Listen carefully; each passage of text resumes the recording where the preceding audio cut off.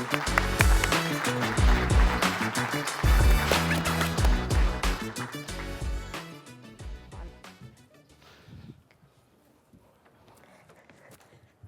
everyone, I'm Sarah Persov, and today I'm here to talk to you about why women in tech is not just about women in tech. Now, a little bit about who I am first. So, you've heard I'm an engineering team lead, but what does that mean? Every company does it differently. Every area of a company can do it differently. I am a mix of tech and people leadership. I prefer the tech, if I'm honest. I'm an engineer, but it's part of the job. But more importantly, I also head up the Women in Tech function. And what that means is that I work both with women inside Dojo and across the industry. And I really spend the time finding out, what are they experiencing? How can we, as an industry, change our culture and help? I also spend a lot of time helping women learn to advocate for themselves, and I go into businesses to talk to CTOs and senior leadership about essentially this talk, but in a much more intimate and detailed way.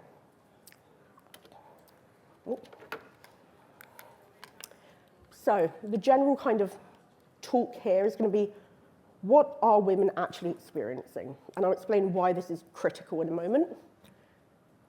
Why should you, as both an individual and a business, care? And what can everyone in here do to actually make a difference? Now, this is not a preachy talk. I'm not trying to preach at you. I'm not trying to change who you fundamentally are. What I'm trying to do is bring you on the journey of what women are actually experiencing and why this is contributing to the shocking statistic that 40 to 45% of women who enter the tech industry leave within the first 8 years or by the age of 35. And it's predominantly not due to wanting to raise a family. It is due to the culture. It is due to the things that I'm about to talk about. And that's why it's critical that I actually spend a significant amount of my time talking to women everywhere in the industry, including women who have left. And the big problem here can, in the neatest way you can, which is not that neat, break it up into these bullet points. There has been a normalization of subtle or low-level discrimination. There are shocking double standards. There's the everyone knows lack of representation. There is also a really big issue with the dismissal of expertise and experience. There's a lack of respect, and you have to fight for your career progression. Now, when I first started doing this talk, I would try and break down the different stories I've heard, or I often call it anecdotal data, because I spend my time talking to women. I'm an engineer. I aggregate and anonymize it. And you can't split this up neatly into different boxes. They're all intertwined. So, how many people here know the fact that women will, on average, only apply to a job spec if they meet 80% of the criteria? Men apply, on average, at 30% of the criteria. So from the get-go, there's a bit of an issue there, right? But why? Let's say you had a fantastic experience at university, which, in of itself, I haven't met many women who did comp ski who didn't face any overt sexism. And you're applying to a job. You don't feel confident. But it's your first job, you haven't experienced any sexism yet. No, still have not found a woman who didn't face that, but let's pretend there is.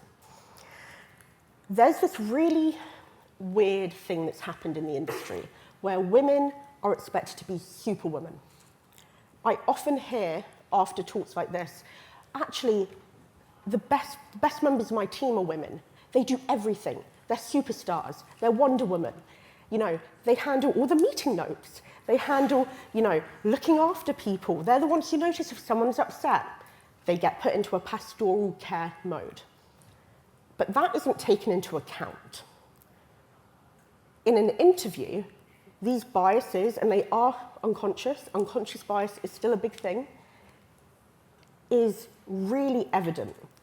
I have a lot of friends who are recruiters, and time again, they say to me, I've put forward so many women who are more qualified for the role, and the feedback that we get is they're not quite there. Why? What do we need to change about the way we're interviewing people to actually be able to realize that we have this unconscious bias? But let's say you get through that, and you've somehow, been interviewed by somebody who takes you as a holistic person, and it's still your first job. Instantly, you're not treated with the same level of respect as other grads, because there has been, always historically, but recently, a huge uptick in right-wing and incel social media. And what's happening is people are being told that positive discrimination isn't just about ensuring you have a diverse group of candidates to interview.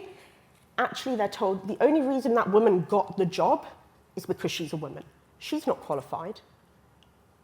And you hear this. I've heard this. I've had so many women come to me and tell me, how am I meant to be confident? How am I meant to prove myself if I'm not even starting at the same line? Often, businesses right now are really pushing for DEI, or diversity, equity, and inclusion. And some businesses are doing this in a way where they're just hiring for the sake of hiring, but they're not training their team on how to have diversity in it. And what has happened time and time again is a series of little things. So, firstly, stand up. If you still do in-person or Zoom to stand up. Something that comes up time and time again is that the way that they are asked questions, there's a different tone of voice. It isn't, oh, you seem to be struggling with this ticket, or, what's going on with this ticket? Why don't I set up a meeting with the PM, make sure you understand the requirements? It's, why haven't you got this ticket done yet? Do I need to set up another meeting? Like, what's happening? Because women are expected to excel without support. And this slowly gets essentially ingrained in the subconscious of the other members of your team.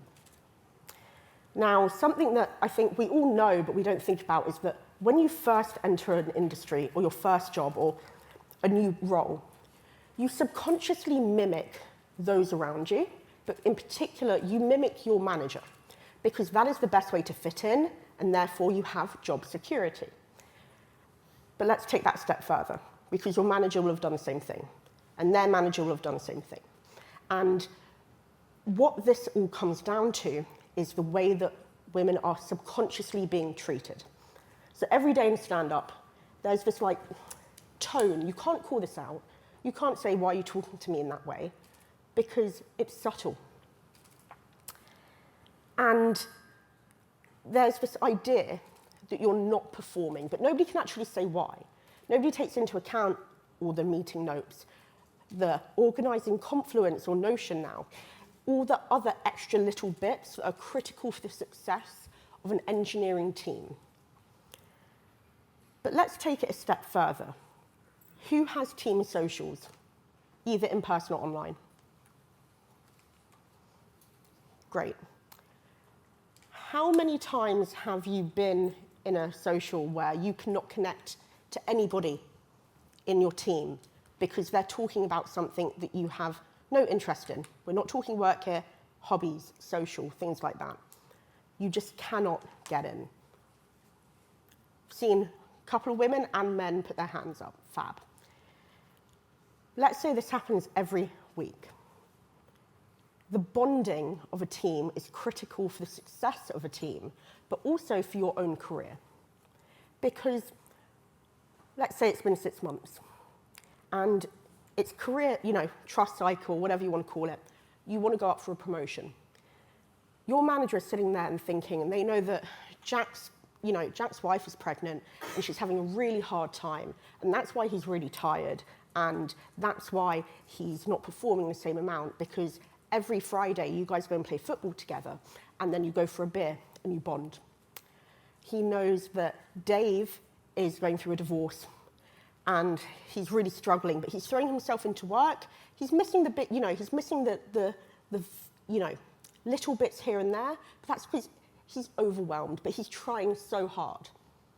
And you know this because every Tuesday on your one-to-one, you go for a walk, and you briefly touch on work, but it's really about the support of that person, right? But they don't know anything about Sarah. They know that she shows up. You think that she's okay at her job, but you don't think she's really excelling. She's not a team player yet. She's doing it, but she seems to spend a lot of time doing other things, and you can't really remember because they've never really been validated and acknowledged. And then it's peer reviews. And the reviews that you're getting from the people in your team is that Sarah's not a team player. They trust her maybe a 6 out of 10 to get her job done. Why? They're not really sure. It's just the vibe. They don't remember the specifics because this is all minute stuff. It's microaggressions. It's little things that you don't see until you take a big step back and look at the bigger picture. So you decide to not put Sarah forward for the promotion. It doesn't matter that really she should be a senior by this point. She's been, she's moved role, or it's her first time, she's mid, whatever. She's not getting put forward. It doesn't matter how she actually performs. What matters is how it's acknowledged, how it's identified, and how it's seen. So she gets passed up. She's still expected to be superwoman. It doesn't matter that she spends hours a week helping other people in the team. It doesn't matter that she spends 2 hours a week helping the stakeholder understand the tech. It doesn't matter that she's the reason you have technical documentation, or that the PM understands the complex API that you guys are building that is really technical and really hard to connect to the product, but she's learned how to communicate that because that is what is expected of her. She's expected to be able to communicate clearly and in a way that is accessible by anyone and everyone, and if she doesn't know how to speak. It's black and white. So in that situation, what do? You move on. It's a common thing in tech, move every few years. But that confidence, it's not there. That belief in yourself has been eroded. How can you put yourself forward into another unknown situation? You know the mess you're currently in. You know what's happening. You can identify that. You have a women in tech community. You have friends that you talk to and they're like, it's not okay. But you don't quite believe it because everyone around you is telling you that it's, this is how you're treated. You should be thankful that you have a job in the first place, that we actually gave you a chance. That is something I've had over 300 women tell me when they brought up with their manager the way they've been treated, that they were told they should be thankful they were given a chance, because in this current economy and with how, women in tech and DEI has been overdone, it's really not to do with, who they are, what they're good at. It's that they've been given a chance. And let's go back to that statistic that you're only going to apply if you satisfy 80% of that criteria. Maybe you're lucky. Maybe you've been given the opportunity to go to conferences like this, like all the other women in tech conferences that happen during working hours and you often have to pay for. And, your manager has been so nice that they've let you take a Wednesday off to go to this little conference. And you get a referral for another job. How much of a job interview is about how you show your confidence, how you can show to people that you know what you're talking about, and that even if you don't know the answer, you know how to get there. But you don't have that in you yet. And this happens again and again. And let's, ignore for a minute the fact that you will be statistically underpaid by this point because you don't have the same confidence to negotiate pay, because you should be thankful you've been offered the role. Let's have just a moment to think, what if you are starting a family or have a family?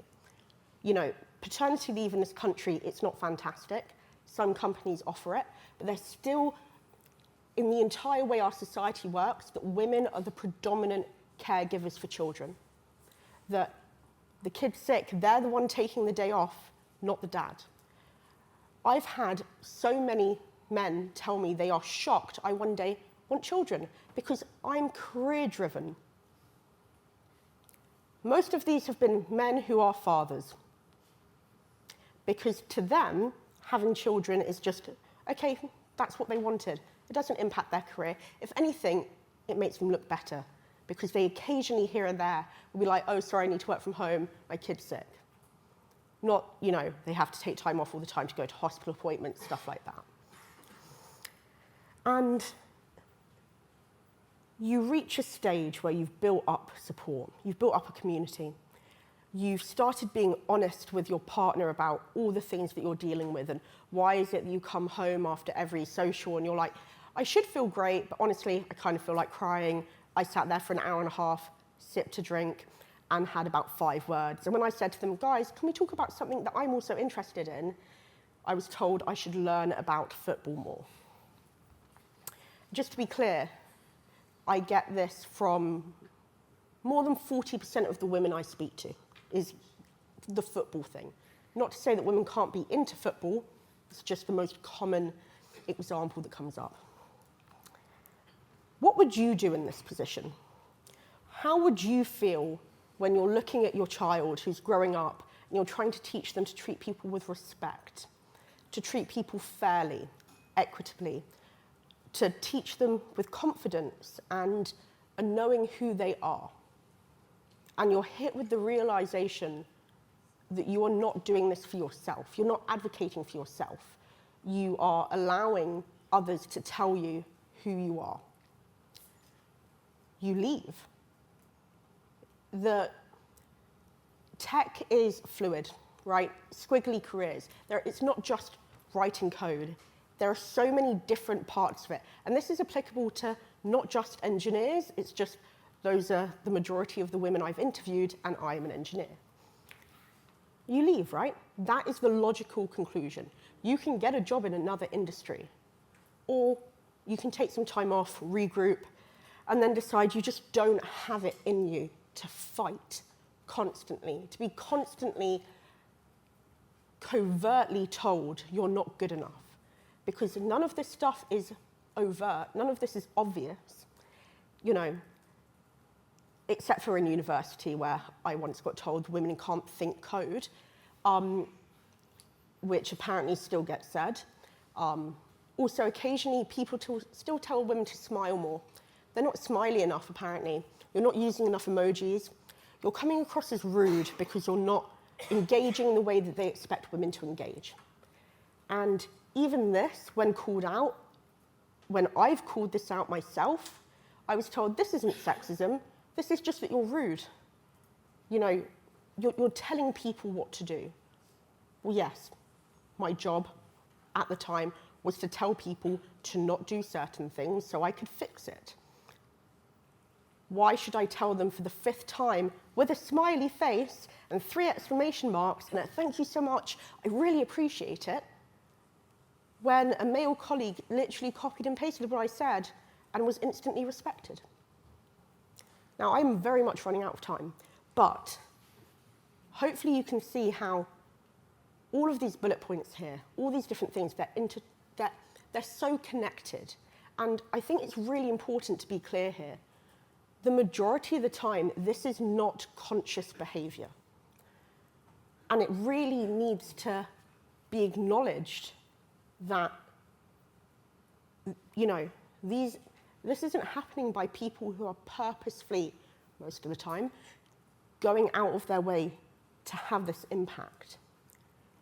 It's often learned behavior, and it's often behavior that is acceptable in your work culture. Let's see if this works. There we go. So you might be thinking, well, yeah, this isn't great, but I'm a business. I need to make money. I need to have enough money to, you know, pay my employees' salaries. I have investors. Capitalism. there have been so many studies that have proven time and time again, the more diverse your team is, the better product you will make. Apple Health, when they first released it, did not have period tracking. And I know that's an uncomfortable word in a mostly male audience, but they then released it due to backlash. And clearly, either there were no women on the team, they won't, tell us, or the women didn't feel psychologically safe to be open about the product they were making. Because the first iteration of period tracking in Apple Health assumed every woman had the exact same cycle. They could only choose low, medium, high pain. And instead of being able to have custom, tracking things, it was preset things by somebody who'd clearly just gone on Wikipedia. It got taken down in about 12 hours.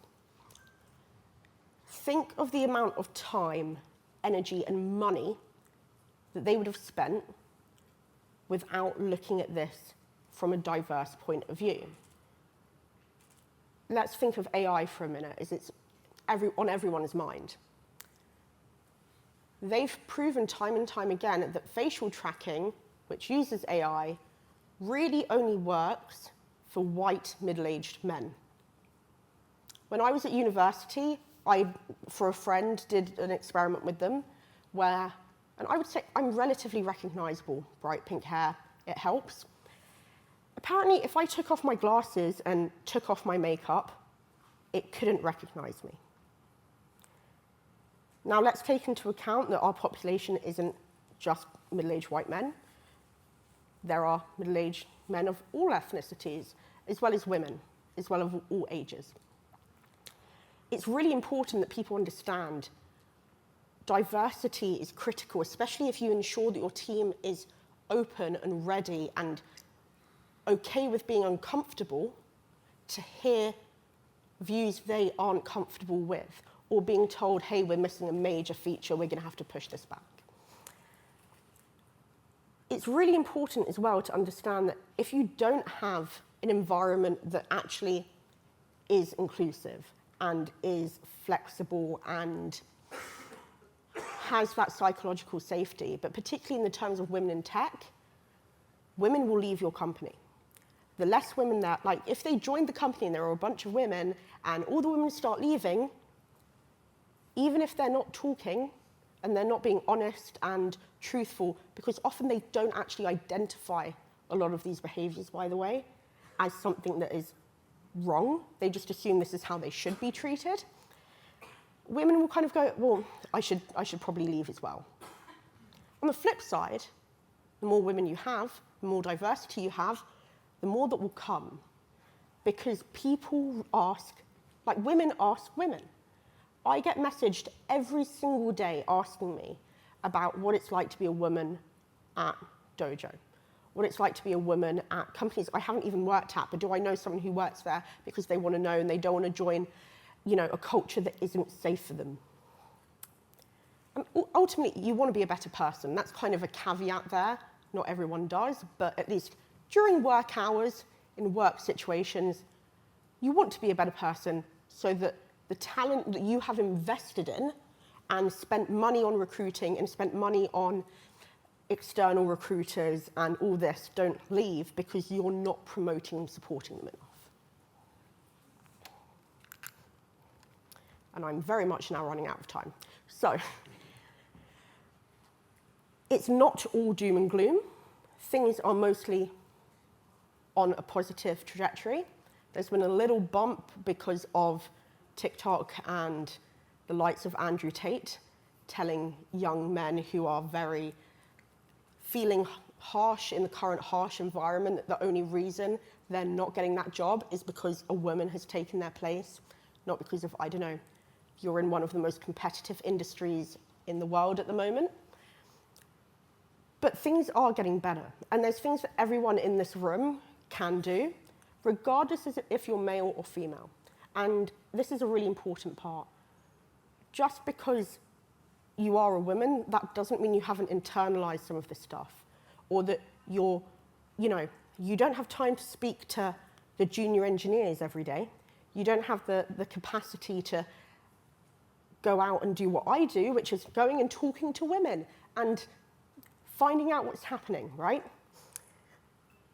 One of the first things that everyone can do is ensure that they have got a women in tech community.